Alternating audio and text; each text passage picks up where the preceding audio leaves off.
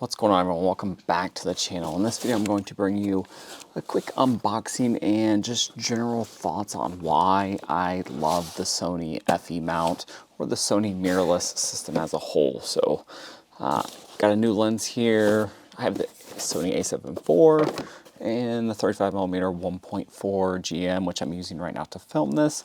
And previously I was actually a Canon R6 user and I really loved that camera, but it had a few issues in that the lenses, the native lenses, were really expensive or they were really cheap. And the cheap ones, while they worked great for video, they weren't very spectacular on the photo side of things. So I switched over to Sony, and currently I have here is a used, this is an 85mm 1.8 Batis that I paid about $150 for with shipping, everything. I did buy it used. They do make this lens used, but I would not recommend anybody buy this lens or they make this lens new, but I would not recommend anyone to buy this lens used or new, just because it's pretty expensive when you buy it new, but it's for used, it's not very expensive. And that's one big reason why I love the Sony ecosystem.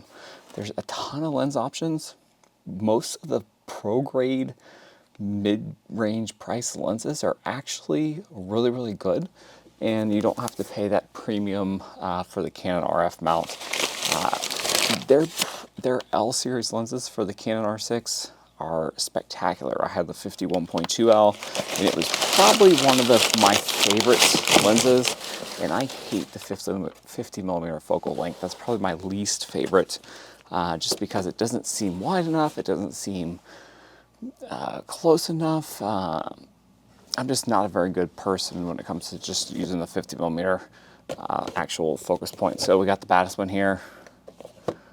I bought this from FM Forum. I mean, I've been buying stuff used from there for a very long time.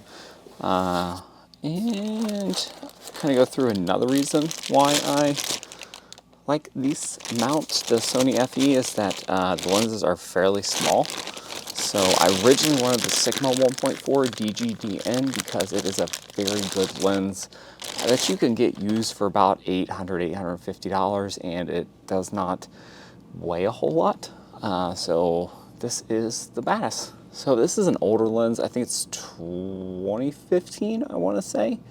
And it's essentially the Sony 1.8 FE lens for this. I think this is a 2018 copy.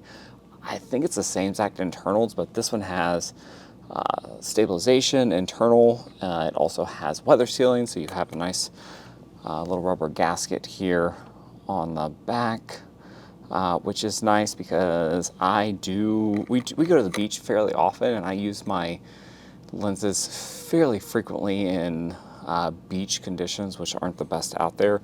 And then it also has a little viewfinder, a little LED aperture thing there. And also I found that most of them have the same filter size for the, not all of them, but this is 67mm, which is the same as my current, the GM 35mm. And I just think that for the bang for the buck, I think Sony's a better option just because the lenses are cheaper.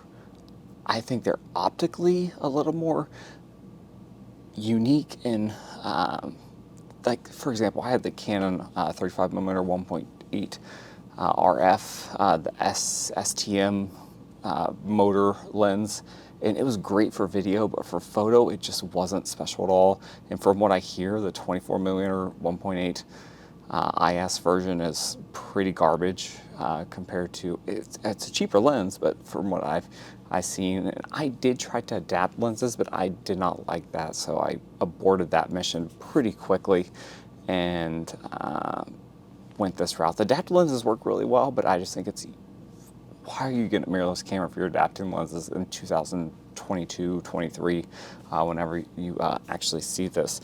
So that's the big reason, is the lens price. So $550, you get what I would consider a pro grade lens. It's not 1.4, I know, but what I consider a pro grade lens, weather sealed, all that jazz. And it does have some uniqueness. I think the Zeiss lenses, while They are a little bit more expensive if you buy them new. I've never bought a Zeiss lens new, but if you get a used one, they do have a little bit of character to them, where I find that the other lenses, like the FE 1.8 is an excellent lens, but there's a reason why it's like $449 or $499 brand new.